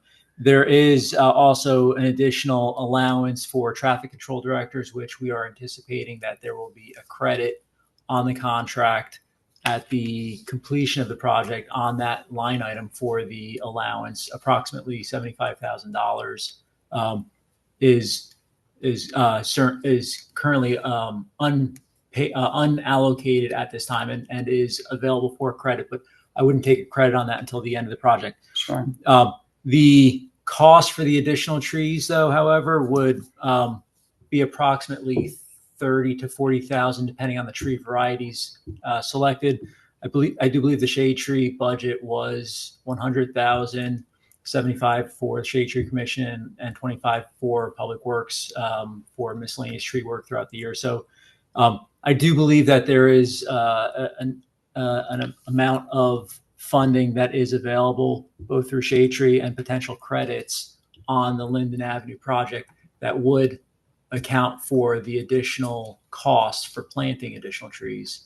But again, I don't have the final credits that we're getting on some of these line items because that work has not yet taken place. Well, I wanted to raise it on the record, like we removed all the trees. We need to, as part of this project, replant. I don't think it's appropriate to, yes, it's possible to take out the shade trees budget, but that's, had they known that they were going to be responsible, they would have put in a capital request of 75 plus 30, right? To anticipate this project. The road projects are supposed to be all inclusive. So I hope that's how it works out when we get to the end of this with the credits and stuff. But I did want to raise it that, we needed to anticipate more. If we were going to remove all these trees, I'm a little confused why we're not passing a change resolution to increase the funding for replanting. So this is like just one piece of the puzzle. We have to do the next phase. I'll support it tonight, but I did really want to make sure all of my colleagues were aware. And the residents are upset. This street looks very different. When we talk about the next resolution, we really need to think through our approach on these road projects. So thank you. Thank you. Any other comments? Madam Clerk, would you call the roll, please? Councilwoman Holland? Yes. Councilwoman McGrath? Yes. Councilman Roman? Yes. Deputy Mayor McAvoy? Yes. Mayor Tamboro? Yes. Mayor Elwin will be numbered 138. Thank you. Would passes somebody like to move L8? Before I would move it, I just sent the clerk a note earlier today about just make sure we correct the streets in the before further resolve. I did that. Thank you for your note. But yes, I will move this one. Thank you for the note. I'll second it. Any council discussion? Councilwoman McGrath? Thank you. So I will be recusing myself from voting on this ordinance because it includes 3 streets, one of which is Fairway, which is the street that I live on. My comments about the other 2 streets and not Fairway. These streets absolutely need to be repaved. And I understand that this repaving also will tie into very necessary work on our wastewater, the tying in between the sewer and the wastewater. So obviously, and a lot of work needs to happen with the catch basins to untie everything. But again, the trees, we need to learn from Derwent and Linwood as we approach these streets, and especially these streets, because they have some very old trees. And so in particular, it's what my understanding is, it's about the depth of the sidewalk in particular. So I can't vote on this ordinance. I won't be voting on this ordinance, but this is, we have to, and I know the deputy mayor has expressed concerns about Linden in the past. This is another area with very big stately trees. And we're going to have to be very thoughtful. That is my opinion, but I won't be voting on it. Thank you. Madam Clerk? I'm sorry. Since I am voting on it, I will express my concern as well. This is something I've talked about on street projects.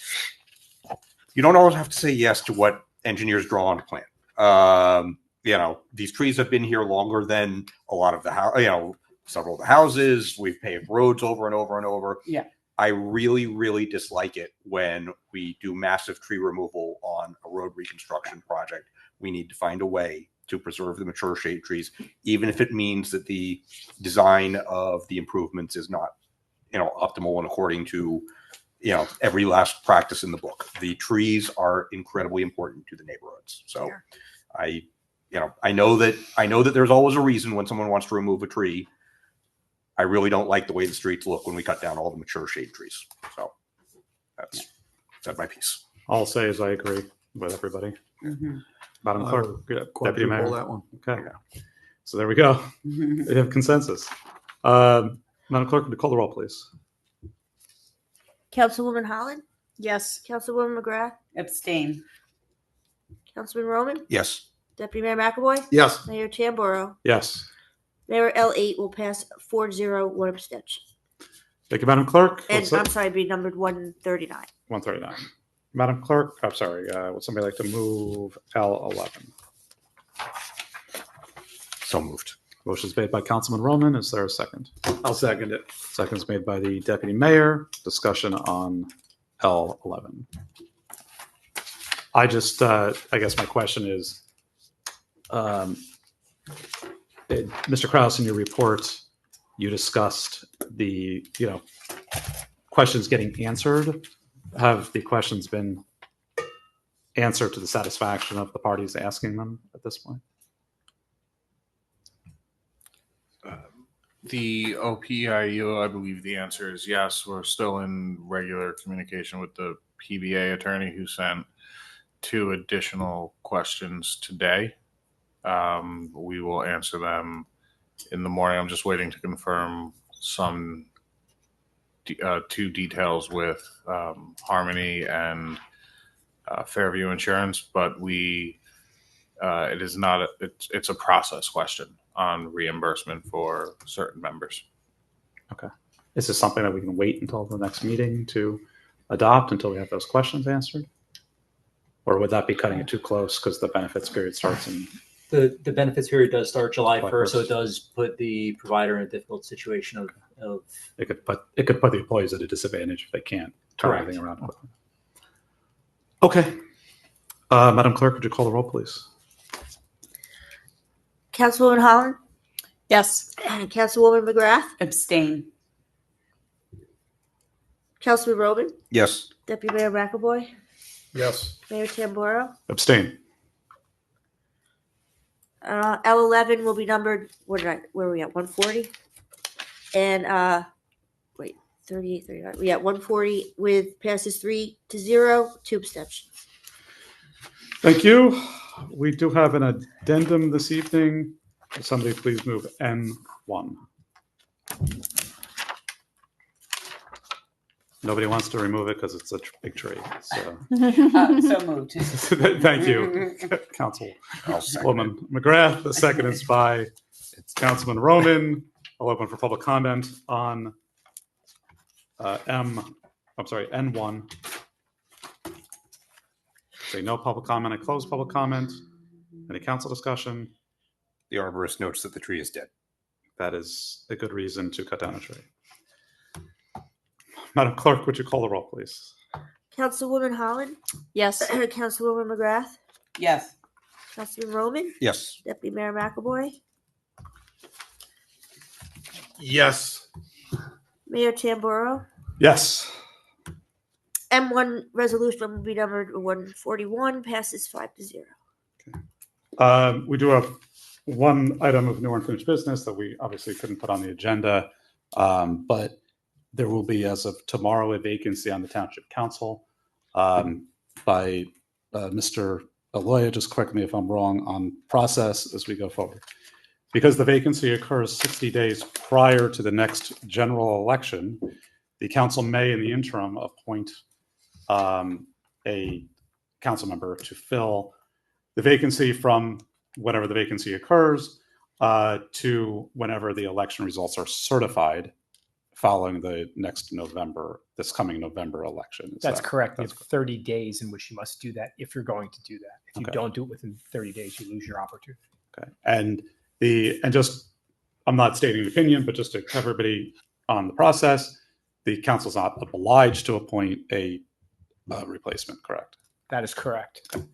All right. And Madam Clerk, the appointment of a replacement does not affect the filing for an election. Can you just give a kind of a brief what that, you don't have to give us dates and whatever, but what you think that might look like? It's going to look like a special municipal election. We'll have packets available for candidates the first week in July, due August 20th. And in the meantime, tomorrow I will notify the county that there is an open seat and we will be on the November election ballot for a special election for all. Okay.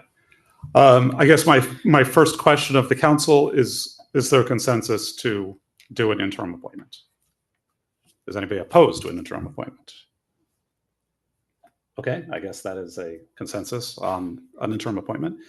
As far as how that would look, that process, the only kind of example that I am aware of, I think Councilman Ryan was the last vacancy where he filled in, and it was 15 years ago at this point. But I know what the school board has done in the past is done a call for applicants for the position and done interviews on public record in a meeting.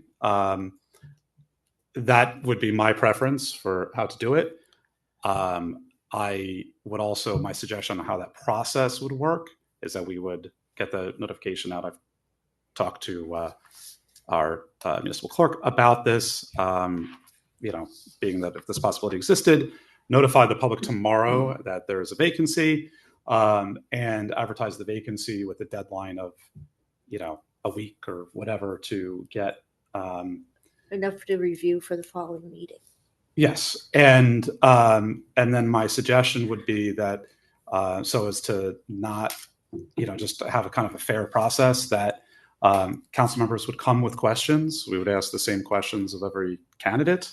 I don't think we necessarily need to share our questions in advance with each other. So I would say every council member gets to ask 2 questions, and if somebody's asked a question similar, we just don't ask the same topical question. Is everybody okay with that? As a thing. Sounds good.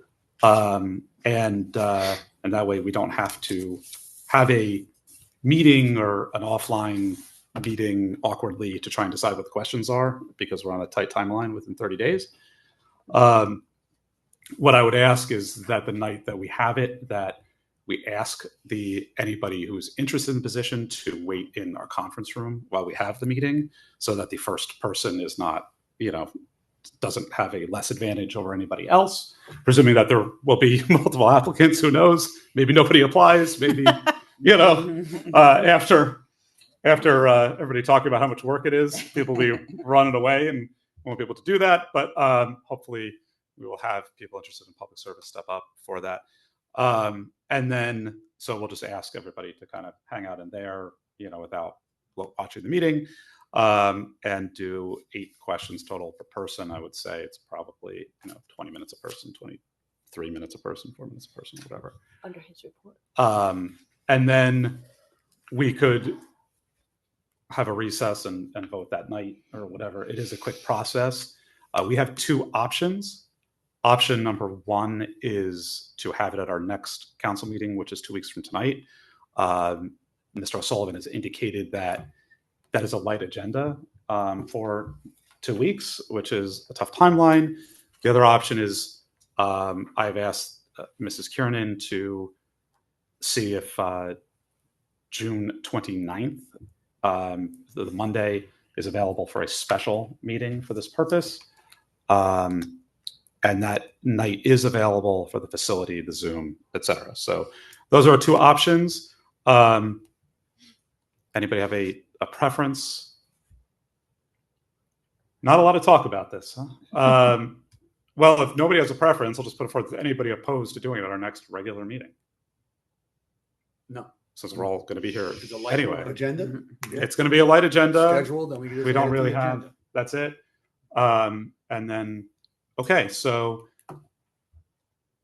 we don't need to take any. Do we need to take any kind of official action? Do we just? No.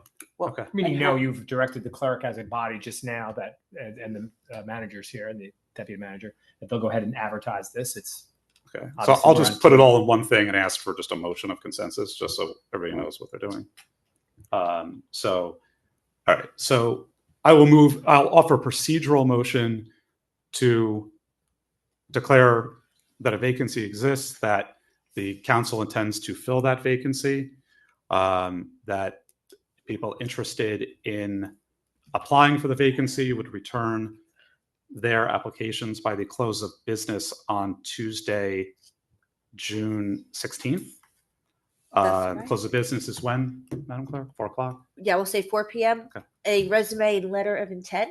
Okay, good. Would Yeah, that be an application? Yeah, so a resume, that whatever format people want, a letter of intent, whatever, a letter of Anything to- interest, it can be emailed to the clerk. Correct. I would recommend everybody also bring a copy in to be certified that it was received, just in case you want that.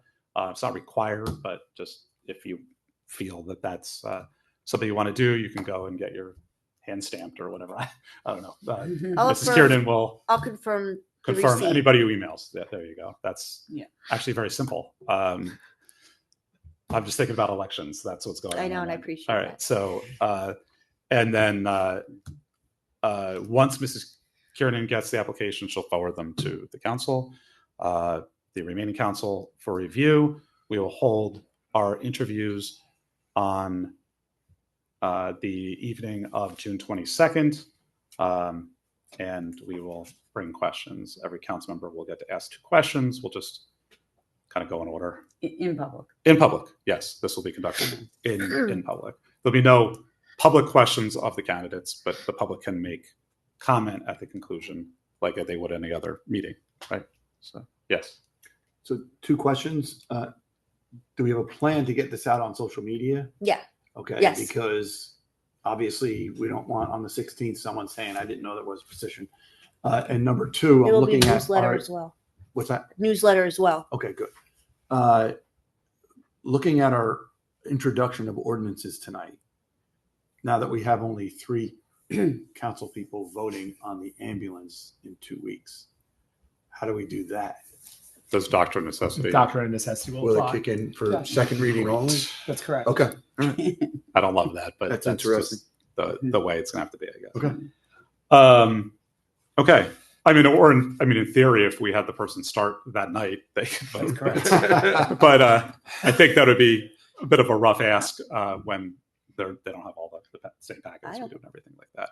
So, the other thing is, I would guess that we would have the term would start the next day. Well, we'd have to have a swearing in. We have to swear the person in. So do we want the term to start the next day, or do we want it to start the next meeting, the next? So, well, if we're going I'm to do sorry. interviews, go ahead. Yeah. So we're going to deliberate in public? We don't typically, this is a little bit like a job application. Yeah. So I I mean- think we need to go into executive and. I don't think we can we? Because this is not, it's not a board or committee appointment. It is Not a yet, it's governing, so we are not Because allowed it's fallen to. any of the closed session reasons, I don't believe.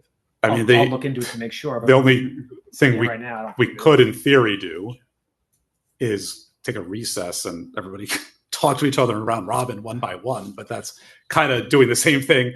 We probably shouldn't do that. Yeah, It no, is I wouldn't. technically allowed, but we should not do it. But that's it. So it has to. That's why it has to be on public. Clifton's going through this right now because they're deadlocked. Different form of tell. I wonder. I'll reach out to see what the if they have a different opinion. Someone but- else just and I'll appointed. research the issue. Like I said, Yeah. I'm sitting Yeah. here right now off the top of my head. I don't believe that's going to fall into any of the categories for closed, but I will look at the issue. I mean, I guess the way to do it would be the council members would just have to say who they are voting for and why, rather than comment on the people who they're not voting for. Mhm. Right. That's the only way to have it be nice, for lack of a better term. Okay, so we could, in theory, swear the person in that night and then have them start the next day. We'll give them a break to see if any family want to show up. We can always swear them in again, ceremonially, right? And At the fireworks. yes, that would be. That would actually be pretty. That would be fun. We can do that. All right. And I mean, I can actually swear them in as a notary, so you don't have to be there if you don't I'll be want the to. Okay, fireworks. you'll be there. Okay, Well, even better. yeah, I'll be the fireworks. She can be there now because she gets to bring her swearing in stuff. So, It's all good. Okay. I put that all in as a motion. Does somebody want to second that procedure? I'll second that. All those in favor? Sounds good. Aye.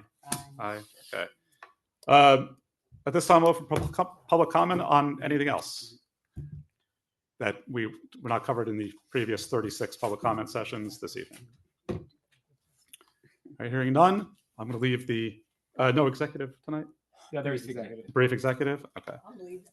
All right. I was going to let you adjourn the meeting, but since you're leaving, we can't do that. So, all right, we're going to executive session. Goodbye, everyone. No official action. Thank you. No official action will be taken. We'll see you in a couple of weeks.